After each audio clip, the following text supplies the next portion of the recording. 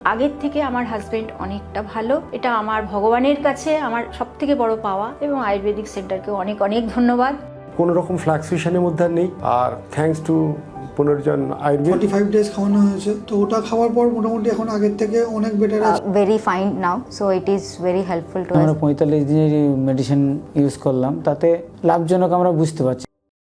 বোঝে পড়ে গিয়ে অজ্ঞান হয়ে গেলাম, তো ছেলেকে চিনতে পারেনি তখন। ডাক্তারবাবু বলছে দেখো টিউমারের গ্রোথ এতটাই বড়, হাত পা চলা, কথা বলার জায়গা, চোখের শিরা এইসবকে জড়িয়ে নিয়ে পুরো টিউমার বার করা যায়নি। সেদিনে রাত থেকে এত বিকট মাথার যন্ত্রণা, ছেনাকে সারা রাত রাখতে পারিনি। যে টিউমারটা যেটা ছোট ছিল সেটা বড় হয়ে ফেটে গেছে। তো ছেলের অবস্থা এখনই এমনই পজিশন, তো ছেলেকে নিয়ে কি করব না করব খুঁজে পাচ্ছি না। আমার নাম বাপি আড়ি, আমার ছেলে রাকেশ আড়ি। আমরা পশ্চিম মেদিনীপুরের বাসিন্দা, ঘাটাল থানা। বয়স ওনার 24 বছর। ও 2023 সালে ওর বোনের বিয়ে হয়। বিয়ে হয়ে যাওয়ার পরে মাসের খানেক ও বাড়িতে ছিল। একদিন হঠাৎ বমি করে বলে ওষুধও করে নিয়ে এলো। ওষুধ করে নিয়ে আসার পরে খেলো, বেশ কিছুদিন ভালো রইলো। থাকার পরে আবার 1 মাস 2 মাস কেটে যেতে কাজে চলে যায়। 1 মাস পরে ও ফোন করছে আমাকে যে বাবা বোঝে পড়ে গিয়ে অজ্ঞান হয়ে গেলাম, আর আমার এই দাদা আর সব ছিল, তারা নিয়ে যে হসপিটালে ভর্তি করেছিল। আর হাসপাতালে ডাক্তার দেখে তারা বললো গ্যাস থেকে মাথা ঘুরে গিয়ে পড়ে গিয়ে এরকম হয়েছে। আমি বলি তাহলে 2-1 দিন দেখ, ওষুধগুলা খা, কেমন থাকুক জানাবি। বলার পরে এবারে কিছুদিন পরে এমন শরীর খারাপ, বিছনা সজ্জা হয়ে গেছে, উঠতে পারছেন, শরীর দুর্বল হয়ে গেছে, বমি করে করে। তখন এবারে আমার মন আর হয়নি। আমি বলছি তাহলে বাবু তুমি এক কাজ করো, ওকে গাড়িতে তুলে দাও। গাড়িতে তুলে যাও, আমি কলকাতা থেকে এয়ারপোর্ট থেকে যেয়ে নিয়ে চলে আসবো। সে যথারীতি মোটামুটি তাকে গাড়ি তুলে দিয়েছে। আমি এসে কলকাতা থেকে এসে এয়ারপোর্ট থেকে এসে নিয়ে যাই। তো ছেলেকে চিনতে পারেনি তখন। 1-1.5 মাসের ভিতরে একবারে যেমন রোগ ডাটা হয়ে গেছে বলে এবারে আমরা বাড়ি নিয়ে গেলাম। বাড়ি নিয়ে যাওয়ার পরে মেদিনীপুরে নিয়ে যেয়ে দেখালাম। মেদিনীপুরে নিয়ে যেয়ে দেখাতে যে আগে ব্লাড টেস্ট করো, তারপর সিটি স্ক্যান করো বলে এবারে সিটি স্ক্যান করে নিয়ে যেয়ে তাকে দেখাতে, তখন সেই সিটি স্ক্যানে ধরা পড়লো কি না ব্রেনে টিউমার। ডাক্তারবাবু বলছে দেখো টিউমারের গ্রোথ এতটাই বড়, তুরন্ত অপারেশন করতে হবে। তখন এবারে আর 7 পাবে না চিন্তা ভাবনা করে ওখান থেকে কি করেছে আবার টিকিট কেটে একবারে ব্যাঙ্গালোর।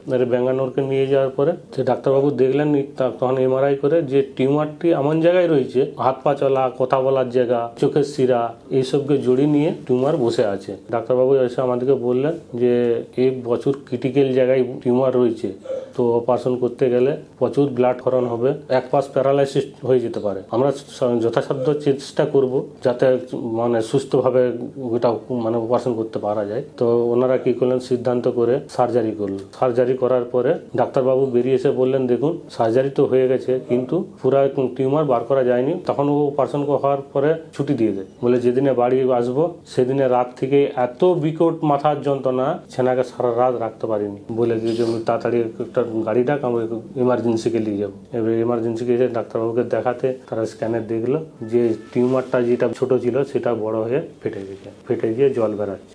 ডাক্তারবাবু এর বলছে দেখুন অ্যাডজাস্ট কন্ডিশন, একে এখনই অপারেশন করতে হবে, আর অপারেশন না করলে বিপদ হয়ে যাবে। মোটামুটি সার্জারি তারা করলেন। এবারে ডাক্তারবাবু বলছে দেখুন বিশাল সিরিয়াস কেস ছিল, তো এই যাত্রায় ভালো হয়ে গেছে, সুস্থ হয়ে যাবে।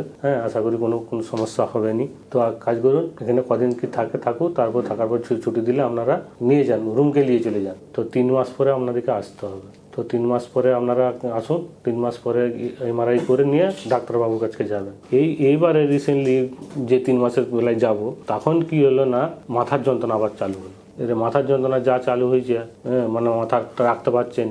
তা এটা দেখে আমাদেরকে একটা কামাল ভয় লাগছে। এমনিতে আমাদেরকে তো যেতে বলেছিল ডাক্তারবাবু 3 মাস পরে, তো 3 মাস হয়নি, চলো আমরা এখনই যাই বলে যাতে সে ডাক্তারবাবুকে দেখালাম। দেখানোর পরে এইসব যেসব প্রবলেমগুলো হচ্ছিল সমস্ত কিছু বললাম। বলছে আপনারা এক কাজ করুন, এমআরআই করুন, এমআরআই করে নিয়ে আসুন। তো এমআরআই করে দেখা গেল কি, এখন ডাক্তার যেটি বলল যে দেখুন এই লাস্টের বারে যে এমআরআই করেছিল তার সিডি রয়েছে, যে এমআরআই আমরা দেখলাম যে টিউমার যেটা আসার কথা ছিল নি, টিউমারটা বেড়েছে। তাহলে আপনারা এক কাজ করুন, আর কত কাটবেন? 3 বার অলরেডি কাটা হয়ে গেছে, কিন্তু এই মুহূর্তে যদি ওকে সার্জারি করতে যাওয়া হয় খুব বিপদ হবে। তো এক কাজ করুন, আপনারা বাড়ি নিয়ে চলে যান, যেটা ভালো মন্দ খেতে চাই আপনারা খাওয়ান। এই বলে আমাদেরকে ছেড়ে দেয়, আমরা বাড়ি নিয়ে চলে আসি।